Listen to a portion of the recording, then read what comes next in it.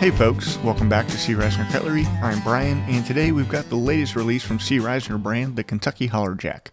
We've got 4 great looking knives in front of us today, so let's get into it. Up first, we've got the red smooth bone version of the Kentucky Holler Jack. The Kentucky Holler Jack is a compact slip joint that hits above its price point, featuring a 154 cm blade with a satin finish and a great walk and talk. This model has the red smooth bone handle made of natural bone and with the Indian head shield on front. On top of that, these cost a lot less than you might think. Austin really wanted to bring something to the market that's both high quality and affordable, and these Kentucky Holler Jacks are both. This one in particular is a bit special because it's part of the Indian Head lineup, a vintage brand that is only in the last year coming back to the market after many years of inactivity.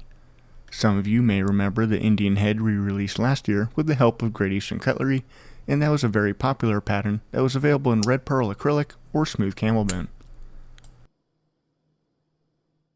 This is the second release from Risner Cutlery to feature the Indian Head trademark in the modern era, after the GEC No. 32 Engineer SFO released in 2024.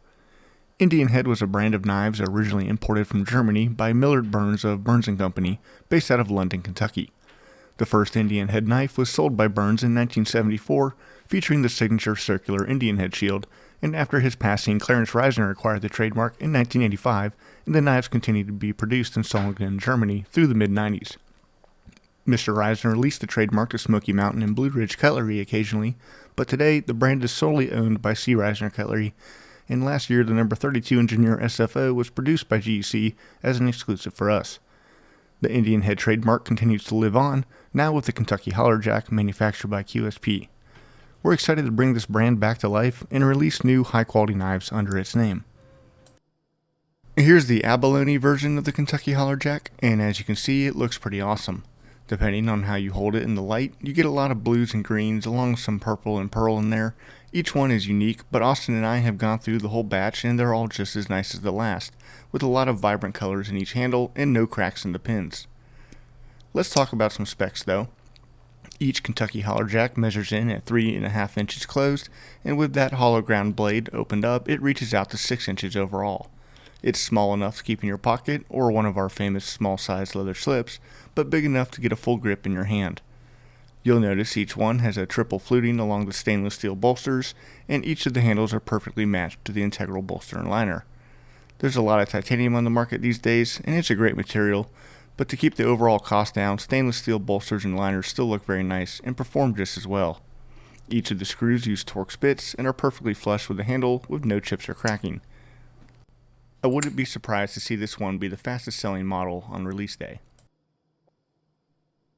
Here's another one that's sure to be popular on release day. Stag is a classic handle material that looks great on any slip joint, and we were really happy to see how these turned out.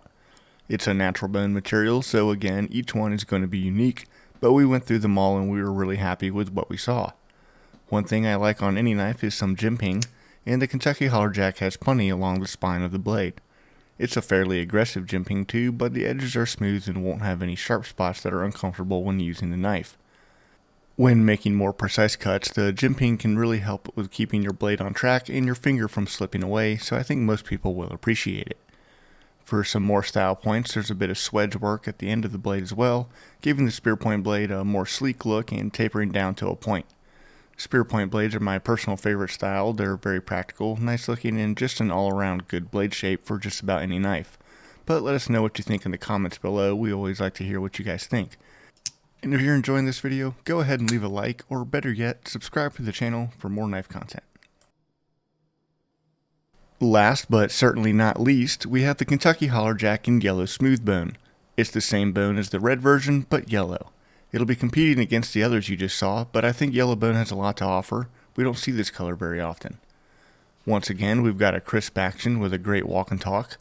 Each one of the 154 cm blades is 2.5 inches long with a cutting edge of 2.25 inches.